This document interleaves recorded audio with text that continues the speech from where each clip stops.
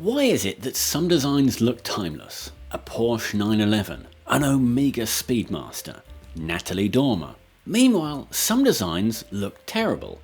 The Cybertruck, that logo for the London Olympic Games, and of course, today's topic, the Grey Knight's nemesis, Dread Knight. Of all the robots that Games Workshop makes, and they have made an absolute ton of them, this model might be one of the worst in the current catalogue. In fact, I can only think of a few other model hits currently in production for Warhammer 40,000 that are regarded as badly as the infamously nicknamed Baby Carriage. In fact, let's do that right now. Let's name and shame. In no particular order, the Primaris Desolation Squad that looks like someone got a hold of a dual option kit and glued them both onto the models at the same time. The Ravenwing Darkshroud that looks like someone did the same with a 3 option kit. And the Sanguinary Guard and Inquisitor Courtiers that look like someone accidentally clicked the wrong folder and produced an early prototype rather than the finished design. At least the Khorne Skull Cannon looks weird and demonic, and the Catachan Jungle Fighters have the excuse of being 26 years old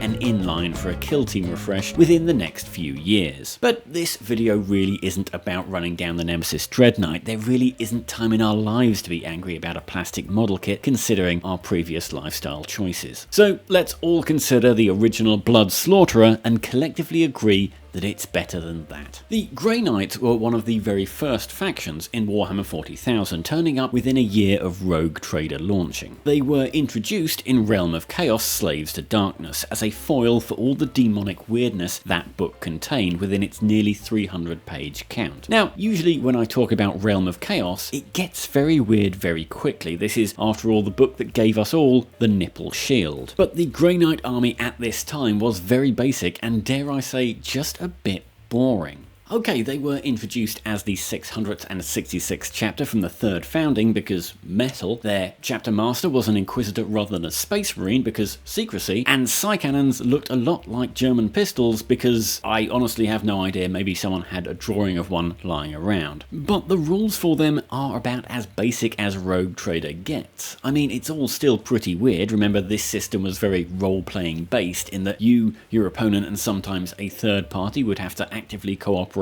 in an attempt to tell a story. If you were feeling generous, you could describe these rules as a framework, and if you weren't feeling generous, they could be described as a screaming disaster. Regardless, your first problem was to work out how to actually take a Grey Knight's army. You had to take an Ordo Malus Inquisitor to lead them, and the amount of those that you could take was, as was common in the Rogue Trader days, randomized. And that number was set at 1 open brackets plus d6 minus 3 close brackets. Now, my maths classes were a long while ago, but regardless, I'm pretty sure that's not a real equation, and the plus symbol is on the wrong side of those brackets. But I'm just going to have to throw this one out to the audience to correct me, who are much more knowledgeable on these things. Rules, as written, you roll a dice, deduct 3, and then I suppose times the result by 1 for some reason. If I roll a 1 making -2, does the plus sign turn that into a +2? And then I take that number and times it by 1, resulting in the exact same number. Can you somehow take negative Inquisitors? Why do I suddenly sound like Scott Steiner? Maybe it's just a different type of maths that was taught to kids in the 80s.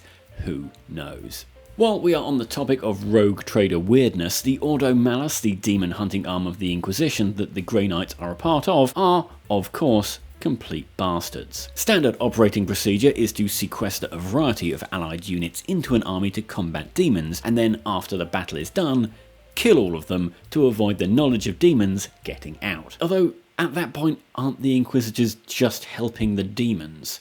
Maybe the humans are the real demons. Is this what satire is? Regardless, Space Marines are considered too valuable to waste, and any survivors are mind scrubbed, although the mind scrubbing device seems to be set a little too high, as it means the poor Space Marines have to be taught how to eat food again. I like to imagine that someone somewhere insisted on this, leading to a 1-hour session of a player having to teach his models the correct use of the napkin at a formal dinner, and which knife and fork pairing goes with which course after every game. But the reason why I'd still look at this and call the army boring is because once you got them onto the table, the Grey Knights weren't that unique. There were no faction-specific models at this time, and the army list was clearly an excuse to use regular Space Marines and paint them grey, assuming they weren't already grey because they were space wolves. Grey Knights had no unique abilities or traits beyond being immune to some psychological effects caused by demons, and you could forget about the Terminators. They didn't exist yet, not just for the Grey Knights, but for everyone.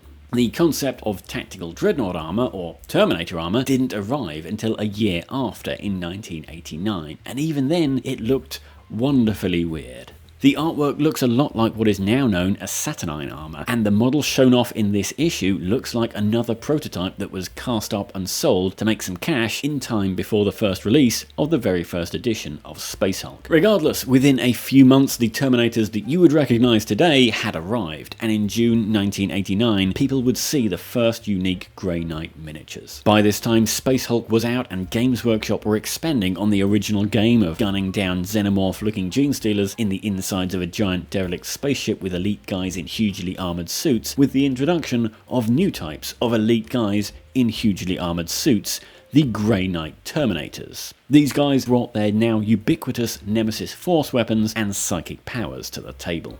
But as cool as they were, these models rapidly faded from the discussion, aside from rules for them making their way into epic scale. For the majority of the 90s, the Grey Knights as a faction were little more than a myth, a story told to new players of that era about a faction long since out of stock. Those Terminators had a mention in Warhammer 40,000's second edition under the banner of Imperial Agents in Codex Army lists, or the Black Codex, but the rest of the army was nowhere to be seen. Despite tales of how the squad could throw theoretically unlimited vortex grenades at their enemies if they were dealt the appropriate vortex psychic power card at the very start of the game, when 3rd edition came around, it appeared that Grey Knights had gone the way of the Squats and the Harlequins, both factions seemingly long since out of date and consigned forever to a distant memory in the game's past. But it wasn't to be. In fact, in 2001, when White Dwarf magazine started publishing Index Astartes, their legendary set of monthly articles on the main Space Marine chapters, Grey Knights were reintroduced into the setting, and this time they were black for some reason. In hindsight, this article appears to be the very early concept work for what would become Codex Demon Hunters that appeared a couple of years later in 2003. It was all a bit less brainwashing at dinner time and more super secret elite space monks from Titan. The return of Grey Knights to the setting was actually really good. I have fond memories of this time in particular because I was one of the first people outside of the Games Workshop studio to see these models, as I had managed to sneak into that year's Games Day carrying a gaming table for the local club and spent the next 30 minutes before the doors opened staring at the new models in the cabinets. These all-metal models looked much more imposing than regular Terminators, partially because these were the first Terminators to be mounted on 40mm bases, and partially because they were absolutely massive for their time and jam-packed with details. In particular, the Brother Captain model looked awesomely stoic and ready to go toe-to-toe with anything else out there. In fact, this sculpt would fit right in today if it wasn't about half a centimetre shorter than the current models. The entire release was all metal, and being hand-sculpted made certain parts of them a bit wonky, the weakest model of the set being the Justicar for the Strike Team, which had a little bit of the 2D nature that metal models of the time sometimes had. And it was still a very small release. You would very quickly run out of different sculpts to make everyone look individual. But regardless, I still bought a small army of them and happily spent the next few years getting absolutely thrashed. The army, as a whole, had almost no mobility on the tabletop and nothing that could scratch the armour of even the most basic of battle tanks. But this was 2003 and there was renewed interest in inquisitorial factions after the ill-fated but critically lauded Inquisitor tabletop RPG miniature game type thing that Games Workshop had launched a couple of years earlier, so it was still smiles all round. Except then came a long gap. Grey Knight players got nothing apart from a Battlefleet Gothic scale Grey Knight strike cruiser from Forge World and some Dreadnought chassis. Now, in running this channel, I read a lot of comments from people who complain about the modern 3-year cycle between new editions of Warhammer 40,000 being too fast and invalidating people's armies too quickly. And if I still had the capacity to smile, I would, as I remember the void of content that happened between 3rd edition 40k and the end of 5th edition. This was a time when you could literally have a detailed conversation with people who weren't even born when your army's last codex came out. Grey Knights spent 8 long years in the darkness, and this was by no means an outlier. Dark Elder and Necron players still have nightmares about this time. But luckily, this wait did result in some benefits.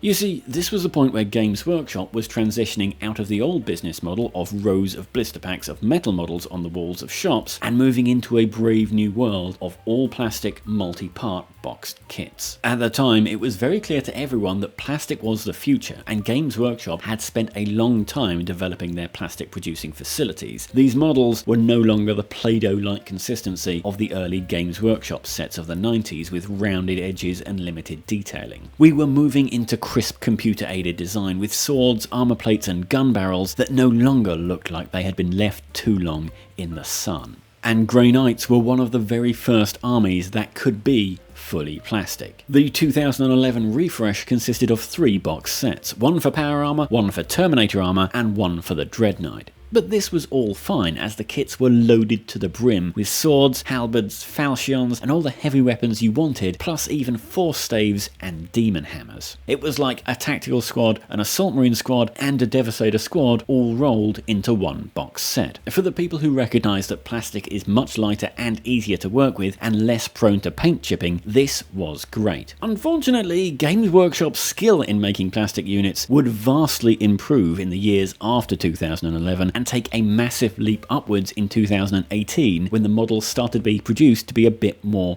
true to scale than their previous incarnations.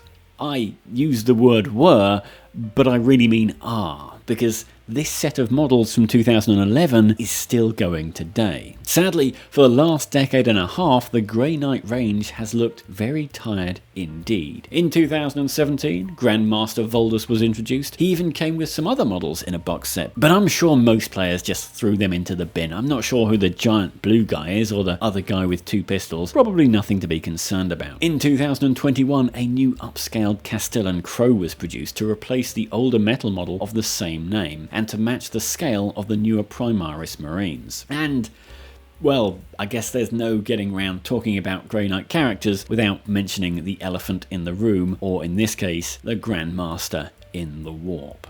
We are going to have to talk about Kaldor Drago. Now, Games Workshop and the design studio has a habit of taking modern references and casually adding them into the background. And once again, the usual caveats apply when I talk about this stuff. I'm actually referring to a large collection of individual people employed by a company over a period of 40 years. There are loads of things in the 40k universe that are in-jokes or references to real-world people. Gazkul Mag Uruk Thraka's name being a reference to Margaret Thatcher, and Uruskar E. Creed being visually similar to Churchill, that kind of thing. Sadly, in the case of the Supreme Grandmaster of the Grey Knights, it all got a little too on the nose. Kaldor Drago, the aforementioned Grandmaster, was introduced to the 40k universe in the exact same year that Season 1 of Game of Thrones was released, a show that would go on to make Khal Drogo, his namesake, a household name. That's oopsie number 1. Most of the time, when Games Workshop does this thing, it's a kind of oblique reference that you look at and you kind of go, oh, I see what they're doing there, it's because, it's in reference to another thing.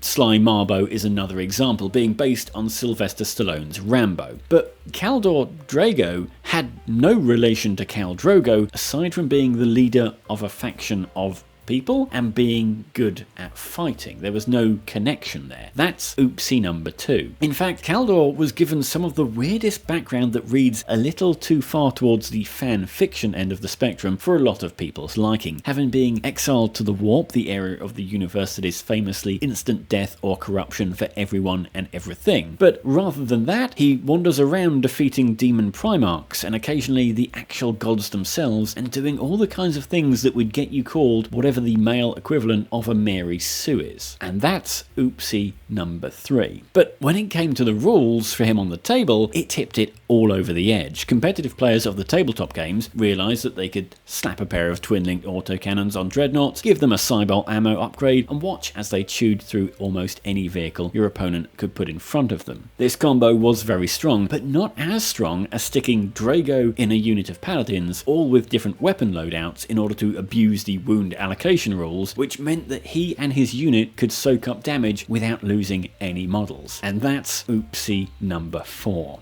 This gave what was to a lot of players a massive power spike for essentially a new faction that kind of came out of nowhere, and it gave Grey Knights a bit of a reputation on the gaming table. For the next 1.5 decades, Grey Knights went in and out of vogue. Occasionally there would be some rule or build that would send them flying to the top of the competitive tier listings, and occasionally they would be relegated to sub-faction hell right at the bottom. The biggest change since then was in 2023 when 10th edition 40k was released. This essentially removed psychic powers from the game, a bit of a weird one for an all-psychic faction. In order to balance this out, and in the face of multiple other armies being able to field elite powerful Terminator forces, including the Custodes, the Sons of Titan picked up a new set of skills, namely the ability to deploy and redeploy over the board, popping in and out of existence like Nightcrawler.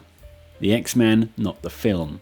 Luckily, in the year of our Lord 2025, we got a full refresh, including an entirely new Dread Knight. I personally cannot wait to throw all my old ones in the bin. I mean, they are good in the game, but just like the painting of me I have in the loft, it's a struggle to look at without wincing.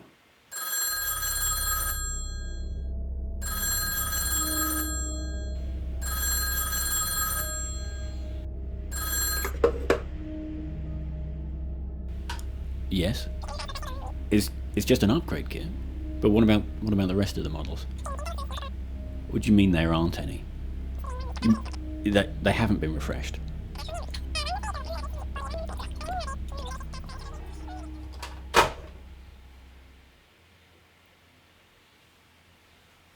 It's another 3 years then, isn't it?